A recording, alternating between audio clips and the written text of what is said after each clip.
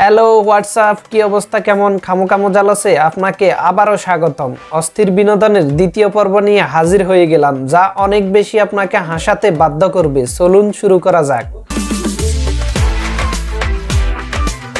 পোলাই যখন জাহিদ খানরে কপি করতে যায় তখনই জাহিদ খানের বদদোয়া লাগে, বেটা গুরুজনের সাথে বেয়াদবি কইরো না, তাইলে এমনটাই হইব।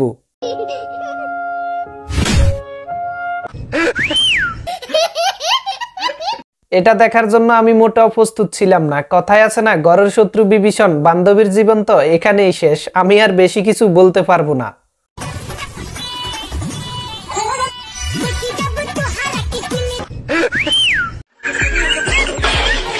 ঘরে ঘরে যদি এভাবে জাহিদ খানের হেটাস থাকে তাহলে বদদোয়া তো লাগবেই। তোমার উপরও লাগছে, আর মায়াগো উপর জাহিদ খানের বদদোয়াটা একটু বেশিই লাগে।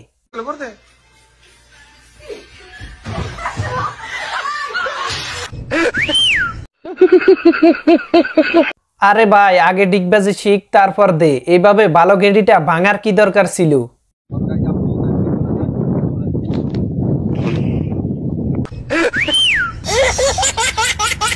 ওহো, বন্ধুর ভবিষ্যৎ এখানেই শেষ। যেটা পারো না সেটা করতে যাও কেন? খুঁটির উপর দৌড়ানো এত সহজ বিষয় না।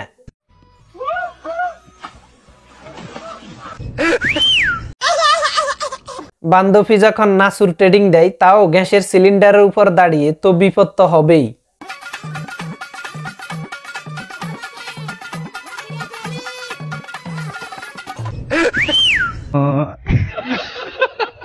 বেটাই ভাবছে ঘুরে আবার চলে যাইব, কিন্তু জায়গা মতো আটকা পড়ছে। ট্রেনিং না দিয়া বিমান চালানোর মতো আর কি।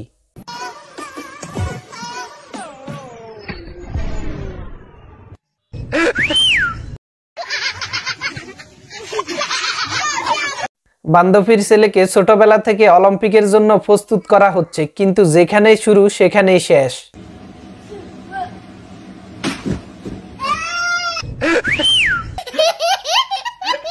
নতুন আরো একজন সাইকেল স্টানার খুঁজে পেলাম, যে সাইকেল চালানো অবস্থায় ডিগবাজি দিতে পারে।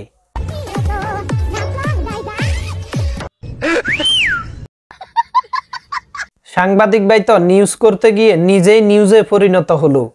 Stop watching. Here they come down the hill. It looks like Ruben is in the lead, and here comes out.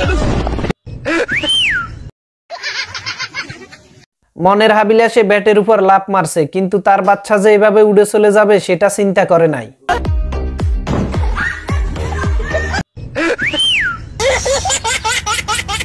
সারা দুনিয়া ঘুরে বাড়িতে এসে আসাট খাওয়ার মতো অবস্থা। চোখ হাতে নিয়ে আটলে যা হয় আর কি।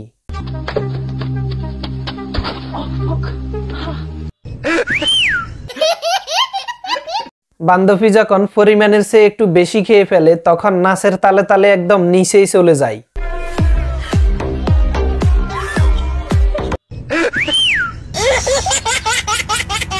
ওর অবস্থা দেখে হাসবো না কাঁদবো? বৃষ্টি থেকে ছাতা উদ্ধার করে নিয়ে এসাই আচারটা খাইলো।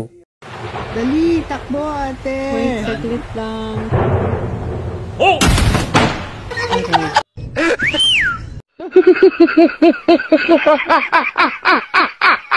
হ্যামার মারা না শিখে কাজ করতে গেলে যা হয়, বন্ধুর জীবন তো এখানেই শেষ। তো ভিডিওর কোন অংশে বেশি হাসি পেলেও জানাতে ভুলবেন না। ভিডিওতে লাইক দিয়ে শেয়ার করে দেবেন, আর নতুন হলে অস্থির বিনোদনের ভিডিও দেখার জন্য চ্যানেলটি সাবস্ক্রাইব করে রাখবেন।